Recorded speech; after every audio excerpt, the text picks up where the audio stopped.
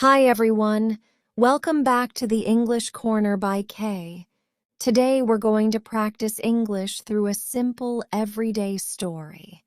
Listen carefully and try to understand the story without translating every sentence in your head. Stay until the end of the story, and if you've ever had a similar experience, share it in the comments. I'd love to hear your story. Let's begin. Sit back. Relax. Listen. It was a Saturday morning, and I was walking to a small cafe near my apartment.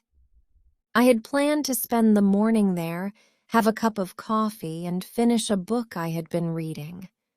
The weather was nice, so instead of taking the bus, I decided to walk. I was about halfway to the cafe when I noticed something lying near the sidewalk. At first, I thought it was just a piece of leather, but when I got closer, I realized it was a wallet. I looked around, but there was no one nearby who seemed to be looking for it. I picked it up and opened it carefully. There was some cash inside, along with a few cards and an identification card. For a moment, I wasn't sure what to do. I could have taken it to the nearest police station, but I wondered if there was an easier way to find the owner. I checked the identification card. The man's name was Daniel. There was also a small photo inside the wallet. I looked at the photo and thought, okay, at least I know what he looks like. Then I noticed a business card. It had the name of a company and a phone number printed on it. I decided to call the number. A woman answered. Hello? Hi, I'm sorry to bother you. I found a wallet that belongs to someone named Daniel. There was a short pause. Daniel? Daniel Miller? Yes, that's the name on the ID. Oh my goodness!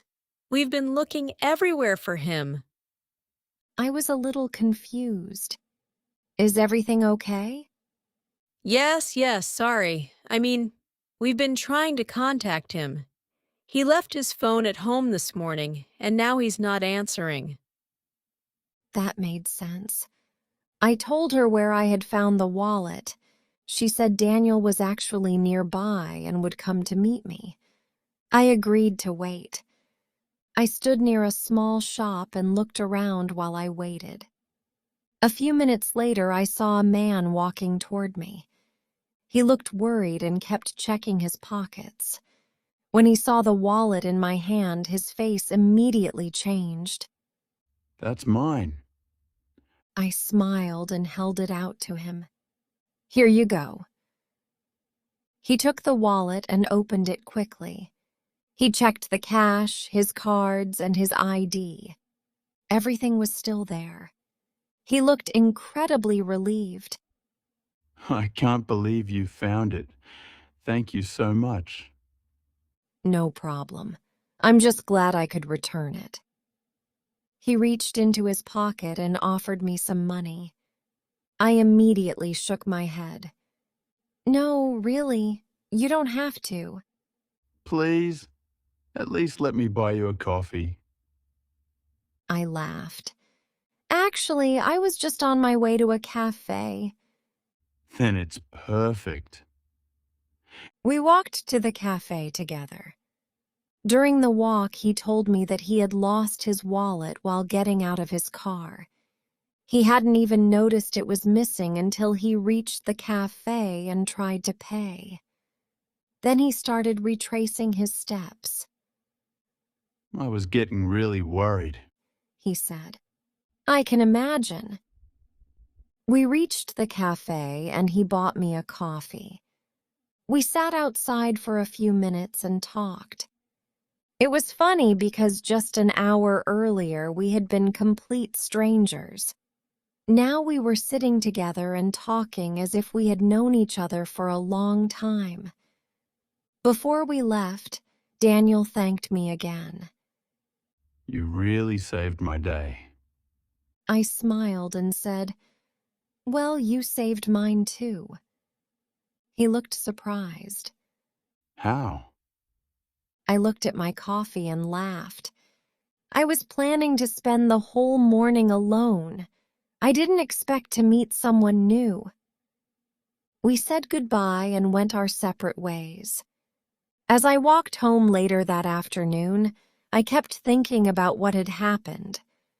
Finding a wallet may not seem like a big deal, but sometimes a small decision can completely change your day.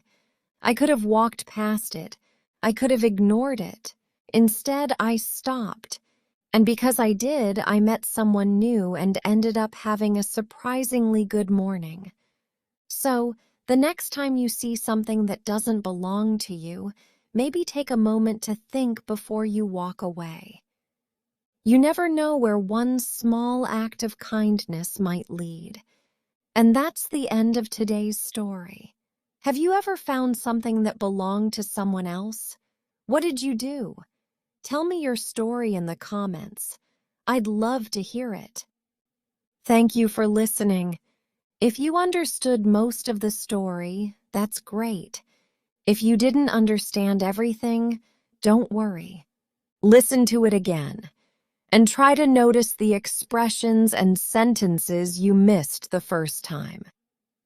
Keep listening, keep practicing, and I'll see you in the next lesson. Bye.